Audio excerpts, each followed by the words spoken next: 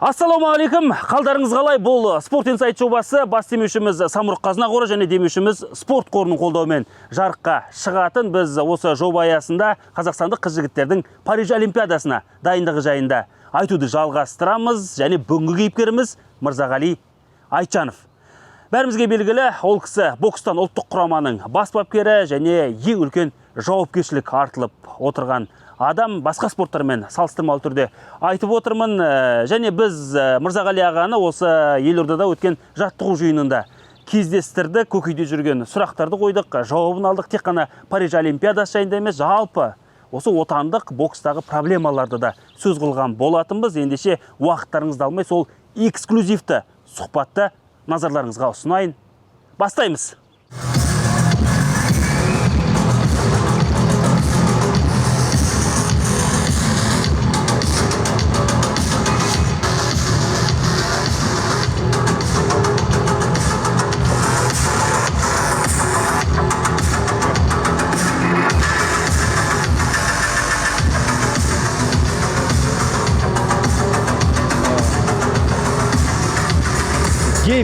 Гибкий его, корни, четко, давай. Раунд 1, бірінші раунд. Жай, түрт. Жүгіреді ұста. Вот. Осылардан, жеңіл осы жүре бер, висет ет. Вот. Все, бәрін көріп тұрсын, жақсы. Вот. Пятнашкадан обыгрывать етеміз. Вот, обыгрывать ет пятнашкадан. 4 майыз жүгіргенде ұстап ал. Мырзаға, енді Астанада сіздерді көргенімізге өте қуаныштымыз. Қазір Олимпиадаға өте аз аралық қалған уақыт, қарбалас, дайындықтың барысын көріп жүрміз. Қара жұмыс, ақтер, көктер, таңнан кешке дейін оңай емес. Соның арасынан бізге уақыт тапқаныңызға рахмет алдымен. Мақсатымыз енді білгіміз келеді, қалай болып жатыр жаттығудың барысы, командадағы атмосфера, жігіттердің қал жағдайы, өздеріңіздің қал жағдайларыңыз, содан бастасақ. Өздерің сияқты жанашыр спорт журналистерге уақыт бөліп келгендеріңе керісінше біз рахмет айтамыз. Әркім өзінің жақсы көретін ісімен айналысып жатыр деп ойлаймын. Бапкерлер де, спортшылар да барын салып, қазір енді мына Олимпиадаға дайындалу мақсатында Олимпиадаға ілінудің өзі арман. Енді қол жеткізді, Олимпиадаға жаңағы жолдаманы алып, ал енді Олимпиадаға екінші мақсат ол жай барып қайтпай, орын алу, жүлделі болу, елді қуанту. Сол себептен барлығы бапкерлерден бастап, жаттықтырушылар, оның ішінде енді ғылыми топ бар, барлығы жұмыс істеуде. Ал енді осыған жағдай жасап атқан мемлекетімізге рахмет. Барлық жарыстарға, барлық оқу жаттығу жиынымыз өз жоспары, кесте бойынша, жылдық кесте, күнтізбе бойынша жүріп жатыр. Елорда кубогы соңғы бір жауынгерлік дайындықты байқау жарысы ретінде белгілепсіз. Біреулер айтады, шетелде жұдырықтасқан дұрыс емес па дейді. Біреулер керісінше осы да жеткілікті дейді. Неге осылай таңдалды, сосын ары қарай жоспарларыңыз қалай? Енді бұндай жарыстарды әркім әр жерде өткізеді. Басқа жерге барсақ та болады, бірақ жақын жерде жоқ. Бұның алдында мен енді 2 рет Олимпиадаға бастап барғанбыз, ұлттық құраманы. Сол себептен сәл болса да тәжірибеміз бар. Алыс жаққа жол жүрмеуді дұрыс есептеп, одан кейін осы жарысты өзімізде өткізуге шешім қабылдадық. Бұл жарысқа осы келген елдердің құрамы біздің жаңағы спарринг партнер ретінде, кейбіреулерге жаңағы жекпе-жек керек. Сол себептен сол мақсатта осы жерде өткізіп жатырық. Жігіттер барын салып жатқан жоқ, байқағанымыз. Енді барын салғанда ешкім аянып қалатқан жоқ қой. Оларды да аяйын деп тұрған қарсыластар жоқ. Тапсырма солай ма еді? Тапсырма Қамшыбек сынап көрді бірінші күні. Асланбек те байқап көрді. Бірінші кездесу Қамшыбек әрине енді шыға сап ұрып қатса, одан кейін шықпай да қояды ғой. Сол себептен шығып рингті сездедік. Ал енді Асланбектің де жарақаттары бар себебінен екі кездесу дедік, екеуі де халықаралық кездесу болды. Енді ары қарай бокстаспайды. Тек қана Асланбекке ғана осында 2 кездесу дегенбіз. Ал енді кейбіреудің салмағында аз келуіне байланысты ол бәрібір сол екеуден көп өткізбейді. Бокстан енді ана жолда бір дастарханда отырып айттық қой, үлкен жауапкершілік, алтын күтеді, Токиода кеткен есе бар. Бұл бапкерлер құрамына моральдық тұрғыда бір қысым емес пе? Сіздің тәжірибеңіз бар ғой. Одан кейін боксшылардың өзіне енді кейбір жас бапкерлерге қазір олимпиадаға мынау лицензияға барғанның өзінде мен байқадым. Енді бар қобалжу бірінші рет, бірақ енді қастарында жүрміз ғой, ақыл кеңесімізді беріп, ол меніңкі, сеніңкі бұл жерде жоқ. Бәрі елдің жігіттері, спортшылары, сол себептен барлығына бірдей қарап, өзіміздің ақыл кеңесімізді айтып жатырмыз. Сол себептен ұлттық құрамада қасымда аға жаттықтырушы Марат Исағалиұлы Жакиев бар. Ол да бір олимпиада емес, біраз олимпиаданы көрді. Үлкен жестерге жетті шәкірттері, ұлттық құрамамен бірге жетті, жеке жетті. Сол себептен қобалжитын еш нәрсе жоқ. Күнделікті өзіміздің істеп жатқан жұмысымыз. Әрине күтеміз ғой, бірақ жаңағы Алла береді екен деп отырған жоқпыз.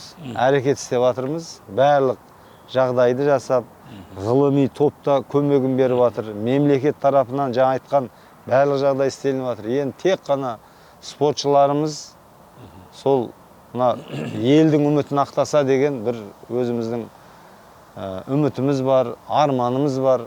Біз білмейтін нәрселерді болып қалуы мүмкін. Үйінде бір жағдай, болмаса біреумен ұрсып қалып, сол үшін кейбір кезде телефонда да доғарыңдар деп жатырық. Телефонда да шетке қойыңдар. Қазір осындай бір заман болып тұр ғой, телефонсыз жүре алмайтын. Сол телефонда да жеңіс үшін телефонды да керек болса сырып тастаймыз деп жатырмын да. Телефонды алды да түркменстандық боксшымен бокс сыққаннан кейін. Одан кейін соңғы бойдан кейін телефонды қолына алды. Лицензия алғаннан кейін ба? Алғаннан кейін. Бірнеше күн ғой арасы, иә? Бір-ақ күн ғой. Бір-ақ күн ба? Кешке алды, ертесіне бойдан кейін берді ғой. Көмегі болды ма оның? Әрине. Ұйқым қанып, жақсы болып енді. Олимпиада ол адамның өмірінде біреуге бір-ақ рет берілуі мүмкін да, бірақ мүмкіндік. Соны дұрыс пайдаланыңдар деп жатырмыз, айтатын біздің ақылымыз. Бұндай мүмкіндік бола ма, болмайды ма, оны бір Алла біледі. Сол себептен мүмкіндік алдың ба, соны жақсылап пайдалан деп жатырмыз. Бапкер қобалжыса, бір сөзіңізді айтып қойыңыз, ол беріледі деп спортшыға да. Міндетті түрде. Осымен күрес қалай болып жатыр? Бапкерлер арасындағы жаңа біліктілік жетілдіру дейміз ғой, өзара жұмыс, бапкерлер құрамы бар. Біз оны көп біле бермейміз. Спортшылармен сөйлесеміз, жаттығуын көреміз, рингте көреміз. Ғылыми топ соның жетекшісі әрі психолог ол. Ғалия Нұрбекқызына бір риза болатын, ол тек қана спортшылармен емес. Біздің жұмысымыздан бөлек ол осы бапкерлердің жұмысына да кірісіп, көмек беріп жатыр. Керек болса семинар өткізіп жатыр. Тренерлерге, бапкерлерге арнайы спортшылар қобалжыған кезде не істеу керек, өздері қобалжымау үшін не істеу керек, соның бәрін айтып жатыр. Енді бұлай айтқанда кейбіреулер енді болады. Шайнап бергенді жұтамайтын да, спортшы да, бапкерді. Бұлайша барлық жағдай істелініп тұр ғой. Мықты, тәжірибелі бапкерлер жүр қастарында, үйренем деген адамға. Одан қалса ғылыми топ бар, физиолог бар, психолог бар. Ғылыми топтың жетекшісі өзі семинар өткізеді. Әлемдік тәжірибе алмасып, осы Америка, Англия, Германияның нелерін жүйелерімен араласып, соларды аударып, қазақша, орысша керек емес, орысша түсінбеймін дегенге қазақша да айтып өткізіп жатыр ғой.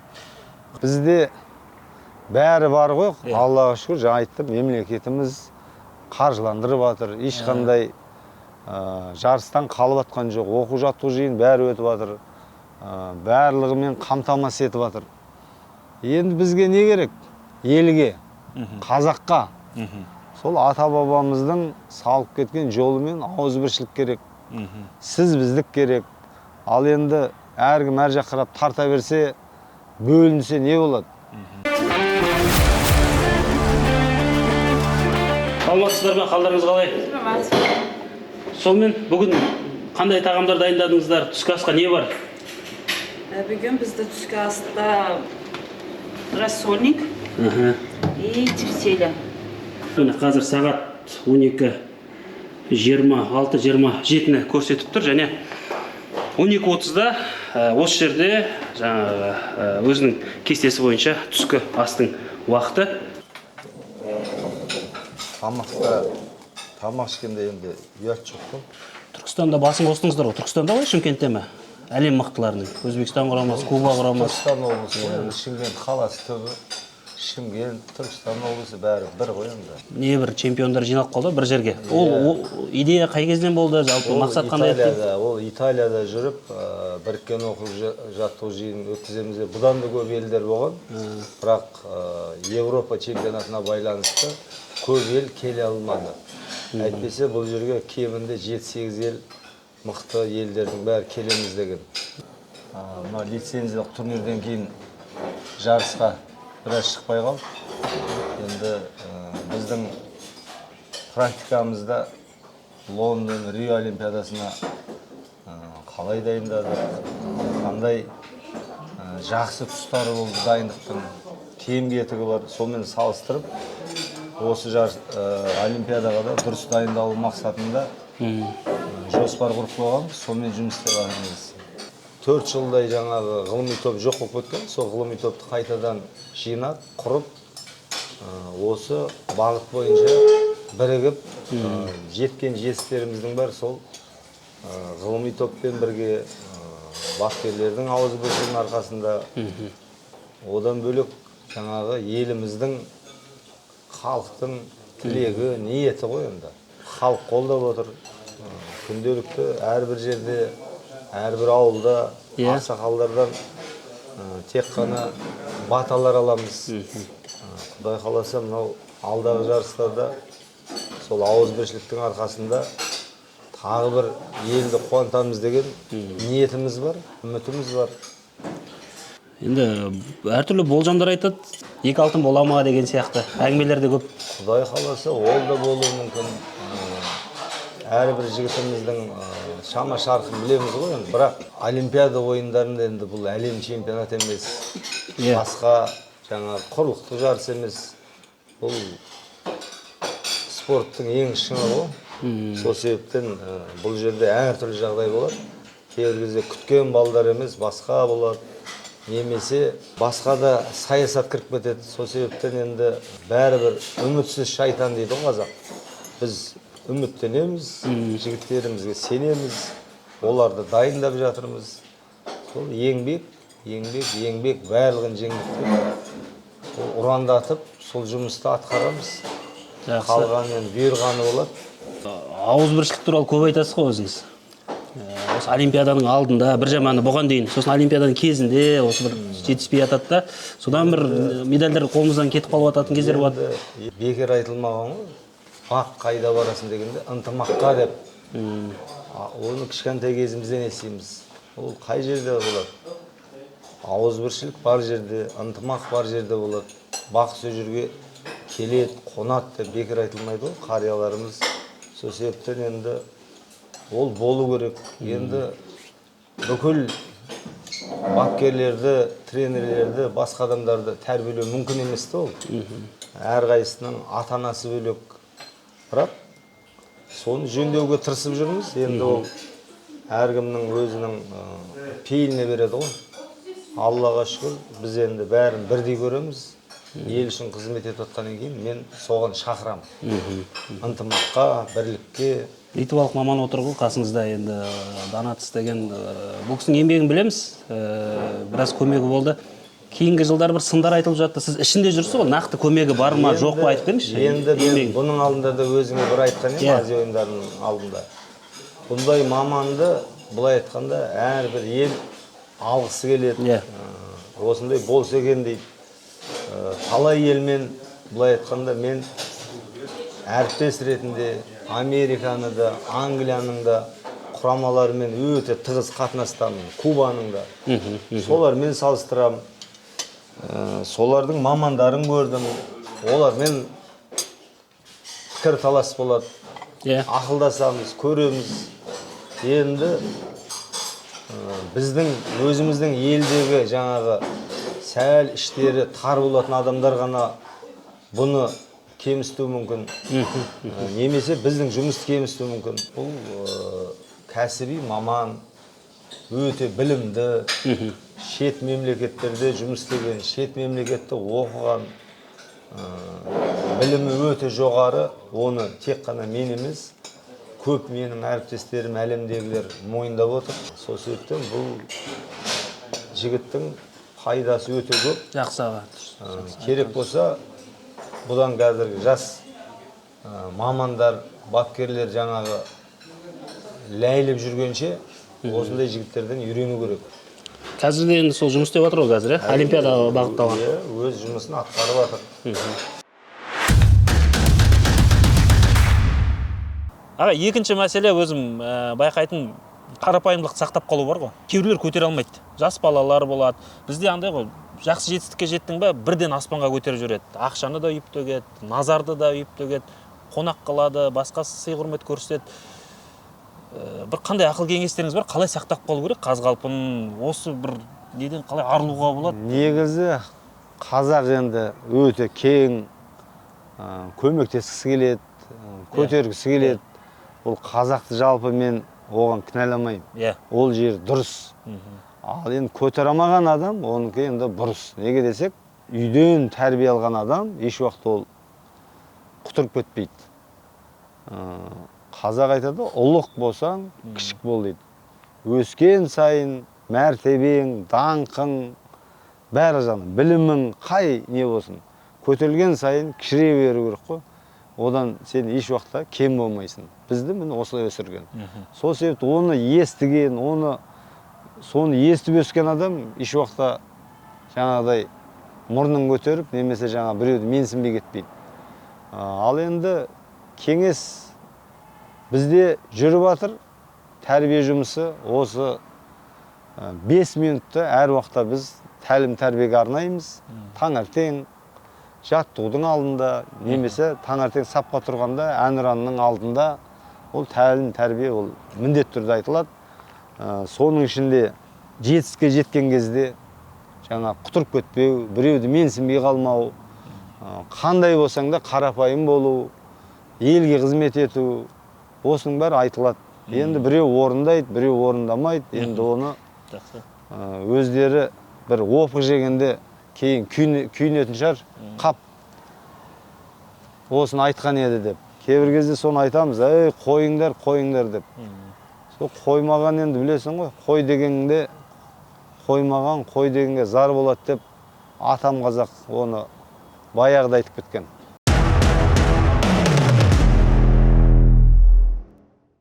Енді ересектерге өткен уақытым ғой енді.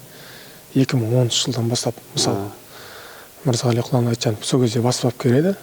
Қазір мен айтсам, қалай айтсам болады, бір баласындаймын ғой. Мен сондай енді бір ересектер өткен кезден бастап, мысалы мен бала кезімнен бастап білет. Бір көбісі айтады ғой, енді жаттықтырушың бір екінші әкең деген сияқты. Өзімнің жеке бапкерімнен бөлек Мырзағали Құлан Айтжанов ағайымызда сондай бір екінші әкеміздей өзінің тек қана бокс емес ол жерде. Өмірге байланысты қандай жағдайлар болмасын, маған өзінің ақылын, кеңесін, қамшыбек, мына жерде бұлай болады, бұлай жасама. Ол кісілер көпті көрген ғой. Сол басқан жерлерде жіберген қателіктерді жібермеді, бізге ылғи ақылын айтып жүреді. Өте, қалай айтсам болады, жақсы қарым-қатынастамыз ағаймен. Өте сыйлаймын, өте құрметтеймін. Қалай айтсам болады, бір сөзбен айтқанда Қамшыбек Қоңқабаев дегенде бір осы есімнің шығуына үлкен бір себепкер сол кісі деп ойлаймын. Мен ол кісіге де оңай емес. Ұлттық құраманың бас бапкері болып 2023 жылы қайтадан сайланды. Сосын қазір таңда өткенде бізде Түркістан облысы жағында Алматыда оқу-жаттығу жиыны бірден бітіп, осы Астанаға келіп, Астанада оқу-жаттығу жиынын жалғастырып, 22 жасқа дейінгі Азия чемпионатын балдарды дайындап, ол жерде жарысқа шығарып, одан соң осы қайтадан Елорда кубогында дайындықпен бізден осы сборда қазір таңда сборды өткізіп жатыр. Ол кісіге де оңай емес, жаңағыдай отбасын көрмейді. Оның барлығы енді ел үшін, еліміз үшін жасап жатқан еңбегі, оны біз бағалауымыз керек деп ойлаймын. енді көп сын айтылады, енді мен өзім қатты мән бермеймін. Кей сындар бар, жаңағыдай бас бапкердің шәкіртіне тарта береді, сүйрелей береді. Сүйрелегенде кім шаршалаңда кім екенін барлығын көрді, барлығын дәлелдеді. Қазір қалмады ол сұрақ, іріктеуден кейін. Бірақ іріктеуден кейін де айтатындар бар ғой. Дегенмен ондай барлық жерде болады деген, барлық салада бар. Ешкімге мән бермейміз, енді еңбек етіп жатырмыз. Бас бапкеріміздің енді қанша өз ісінің маманы ғой, енді өзінің жеке бапкерін жағынан мақтай береді деген деп тұрған жоқпын. Енді бұл кісінің есімі қазақ бокс тарихында алтын әріптермен жазылу керек деп ойлаймын.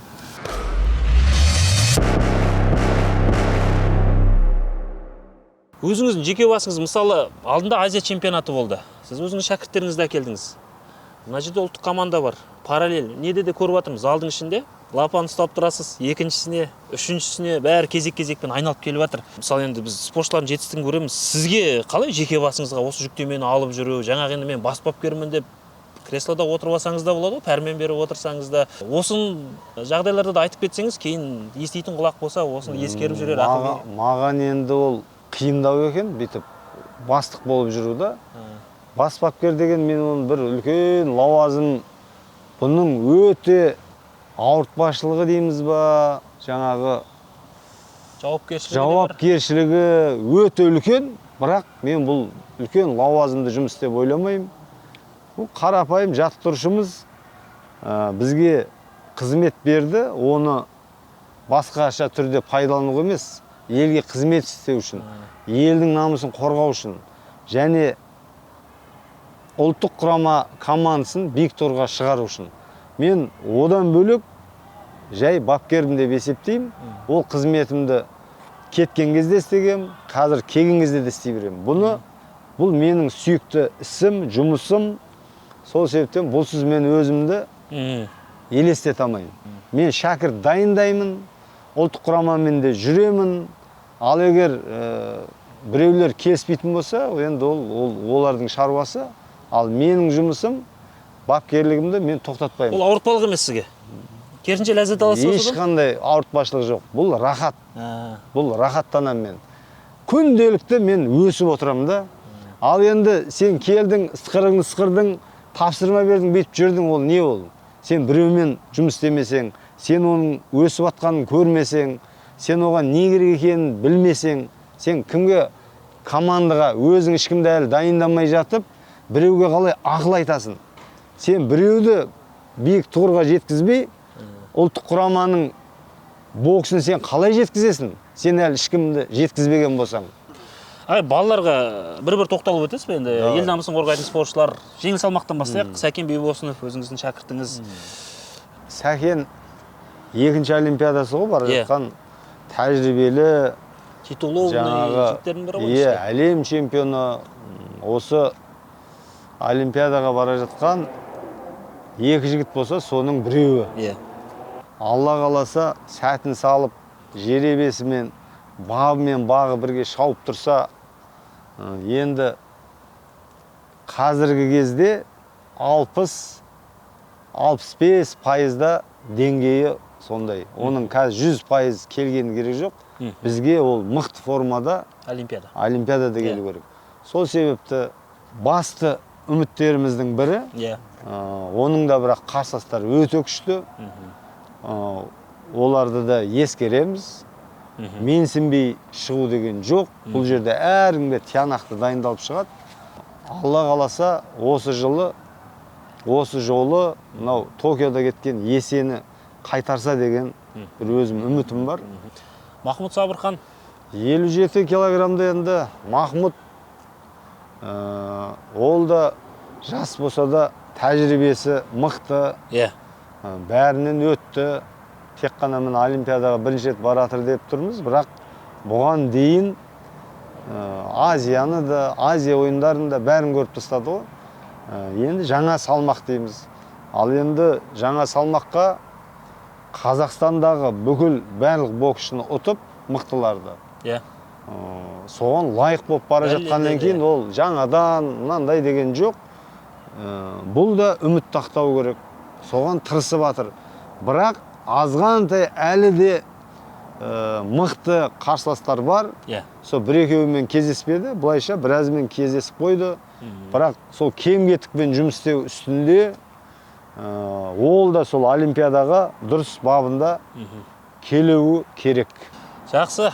Одан кейін Мұхаммед Сабыр Базарбайұлы, оны секіріп өте салмайық. Ол да енді олимпиада неге лицензиялық жарысқа дайындалып жатырған уақыт қазіргі. Ол да үлкен үміт артылатын салмақ дәрежесі. Айтып берсеңіз, барысын бақылап жүрсіз ғой. Мұхаммед Сабыр ең осы лицензия алуға лайықты боксшылардың бірі. Иә. Оның енді мына ынта, жігері, жеңуге деген құлшынысы бөлек. Кейбір боксшыларға қарағанда. Бірақ енді кейбір кезде мына асығыстып, қатты тұтқысы келгеннің өзі кейбір кезде кедергі жасайды да. Сол бір сәттер бар, онымен де жұмыс істелініп жатыр. Тек асықпаса, одан кейін тактика жағынан да бір-екі өзгертулер керек. Алдын қол жұмыс істеу керек, асықпау керек. Сол жақтарын тураласа, бұл да жолдама алуға лайық боксшымыз. Жақсы. Команда капитаны Асланбек Шынбергенов. Асланбек енді әбден піскен, бұлай айтқанда команданың ең мықты жігіттерінің бірі ғой. Мықты дейтінім барлық жағынан да, тәрбие жағынан, адамгершілік жағынан, адами қасиеттері өте мықты ғой. Асланбектің нағыз қазақи, одан кейін жаңағы кейбір жігіттерімізге жаңа үлгі болатындай жігіт та ол. Сол себепті бұл жолы енді олимпиадаға 31-ге келіп бара жатыр ғой. Бірақ енді алдындағы олимпиадаларға басқа жігіттер де мықтылар болды. Сол себептен өзінің кезегін ақырына дейін шыдап күтіп бара жатқан боксшы, тәжірибесі мол, енді сәтін салса, бұл да бос қайтпайды деген үміттемін. 71 келін айтып атқан кезде Аман Қонысбековті де қоса өткім келіп тұр. Сізді бірге жұмыс жасап атқаныңызды көрдім залда. Әлеуметтік желіде өте көп талқыланады, тағы да үміт, жас жігіт деген сияқты. Әлеуеті қалай, жалпы қарым-қатынасы қалай? Арнайы маған келіп тұр ғой. Арнайы рахмет Исатай деген ағасы, туысқан ағасы осы Астанада тұрады. Астанада тұрады. Сол жігіт желтоқсан айында мені іздеп барады ғой, оқу жаттығу жиынға. Неге? Қарағандыға. Ал мен мына жерде ИБА жаңағы матчтары болды. Сөйтіп олар сол жаққа барып мені табылмай бері келеді. Сөйтіп бұл баланы әкеп көрсетеді. Осындай жағдай. Мен айтам, көрдім, естідім. Жаңағы чемпионаттағы бойын көрдім, жекпе-жегін. Содан әңгіме болып, сізге арнайы әкеліп жатырмыз. Мен айтам, еліңе бар, бапкерлеріңмен ақылдас. Одан кейін мен Толқын Қылышы бұл інім менің. Шәкіртіміз, бұлай айтқанда қазір әріптес. Сомен хабарластым. Ол айтты, мен сізге барса қуанамын деді. Мен алдынан бәрі өтуіміз керек қой. Бір елдің сол жерде туып өскеннен кейін, сол жердің азаматы болғаннан кейін. Осындай болып жатыр, бізге келгісі келіп жатыр. Қалай қарайсың дегенім, сізге баратын болса қуанамын деді. Мықты жігіт деді. Сәл жол болмай, мынандай болып қалды, бірақ біз қарсы емеспіз деді. Сөйтіп бұл өзін жібердім, барып, бәрінен өтіп, алдарынан Өзбек Федерациясының атынан, жаңа бас бапкердің атынан, одан кейін өзінің облысынан, сөйтіп бәрінен рұқсат алып келді. Оқу жаттығу жиындарда болып жүр. Өте табиғи күші бар, күш қуаты. Бұлай айтқанда нағыз ауылдың жігіті ғой. Бұрын бізде бұндай боксшылар көп болатын. Бұрын біздің кезімізде, біздің алдымызда, бізден кейін. Енді қазіргі кезде бәрі қазақ қалаға құмар ма, қалада өскеннен кейін ба, жігіттеріміз шыны керек, бұл жағынан сәл осалдық бар. Өзбектердің қай жер артық дегенде мен әр уақыт айтамын, олар әлі кетпен күрек ұстап жүр, үй шаруашылығымен жұмыс істейді, содан кейін мықты деп. Біз өзіміз де содан кейін мықты болғанбыз. Сол себептен бұның екі қолы да қарулы, кем-кетік бар, әлі жас, жаңағы шеберлігін шыңдау керек, айла, тәсіл деген сияқты. ақпан айынан бастап істеп жатсақ, 4 ай болды ма? 4 ай бірге жұмыс істеп жатырмыз. Паспортын алады. Иә. Сонымен Түркістан облысының бокс клубына тіркеледі. Сол жерден қаржыландырылады. Иә. Қай жерге барады, келеді, жарысқа. Бәрін Түркістан бокс клубы қаржыландыратын болады. Жақсы. Айбек Нұрбек Оралбайға келдік. Ағайынды егіз боксшыларымыз. Бұл енді әлем тарихында осындай сирек болады. Біраз әлемдік ақпарат құралдарында шолатып еді. Баптары қалай. Нұрбек әлем чемпионы болды. Одан үміт көтеді. Айбектің де жауапкершілігі үлкен. Мен енді екеуін егіздерді бөлмей-ақ қойын. Екеуін араластырып айта берем. Неге десек, екеуін бір үйдің адамдары ғой. Бір үйдің екеуінің де жақсы жағы. Алланың, екінші ата-ананың берілген күш қуаты бар да, екеуінде де. Жілік майы тола. Одан кейін мынау жеңіс үшін барын салатын. Бұндайды жалпақ тілмен, қарапайым тілмен өлерман деп айтады қазақ. Өліп жеңіс үшін итеріп, төбелесіп, жеңіс үшін барын салады да. Бұл ең үлкен қасиет. Спортшыға кейбіреуге жетпейтін. Ал енді минустары, еркеліктері бар. Сол әлі еркеліктерін басамай жүр. Ата-анасы көп еркелетіп қойған ба, әлі еркелетіп жүр ма, сол еркеліктері бар. Бірақ мына олимпиада 2 ай қалды. Мен ойлаймын, енді осы еркелікті қойып жақсылап дайындалса, бұлардан да үмітіміз бар. Қамшыбек Қоңқабаев, аса ауыр салмақ. Қоңқабаев, Қамшыбек енді бала кезден білесіз ғой онда. Бокстағы түйе палуан ғой. Мен әдейі түйе палуан деймін. Күресте бар, бокста да түйе палуан, ол ауыр салмақ. Сол себептен жастайынан баптап жүрміз. Иван Дычконың орнын басасын келешекте дедік. Орнында басып жүр. Әлем чемпионатын 2 рет күмісін алды. Олимпиаданың қоласын алды. Енді одан да жоғарылауға оның да мүмкіндігі бар. Кішкентай бір енді минустары бар. Оны мен жария қылмаймын. Оны өз де біледі, мен де білем. Сонымен қазір жұмыс істеп, соны жоқ қылсақ, осы олимпиадада биік тұғырдан көрінетін боксшының бірі. Жақсы, Мырзағали аға. Онсыз да біраз уақытыңызды бөліп жатса, айтып тұрмын ғой, бұл жаттығу жиыны және жарыс болып жатыр параллель. Астанада ауа райы да қолайсыз болып тұр қазір. Соған қарамастан сұрақтарымызға жауап бердіңіз. Енді бір олимпиаданың алдында жігіттермен сөйлескенде де бір тырнақ астынан кіріздеп, шұқылап, жүйкелерін жұқартпауға тырысып жатырмыз. Қазір енді айтып сол қысқа аралық ауызбіршілік керек, бір-бірімізді қолдап, проблемаларды да көріп жүрміз. Олимпиада өтсін, олимпиада кезінде де мықты ауызбіршілік керек, содан кейін көтереміз барлық мәселелерді. Сәттілік дейміз ағай. Осы айтқандарыңыз орындалып, Токиода кеткен есеміз бар. Елдің бір еңсесін көтеріп, үлкен үміт күтіп отыр. Миллиондаған халық тұр артта. Бокс, енді негізгі ұлттық спортымыз. Көп назарымызды аударатынымыз да сондықтан ғой. Сәттілік ағай, тек қана сәттілік. Сізге үлкен рахмет. Жақсы, аман болыңдар. Сонымен, сұхбат көңіліңізден шықты деген үміттеміз. Дәл осы видеоның астына пікір қалдырыңыздар, видеоны таратыңыздар. Бұның барлығы Париж олимпиадасында ел намысын қорғайтын қазақстандық қыз-жігіттер үшін кәдімгідей қолдау. Және Sport Insight жобасы, бас демеушіміз Самұрық Қазына қоры және демеушіміз спорт қорының қолдауымен жарыққа шығатын алдағы күндерде жалғасын табады. Және сол алдағы күндері кімдерді көргілеріңіз келеді, кімдерге қандай сұрақ қойғанымызды қалайсыз, оны да пікірге қалдырыңыз, міндетті түрде ескереміз. Және келесі кездескенше сау болыңыздар дейміз.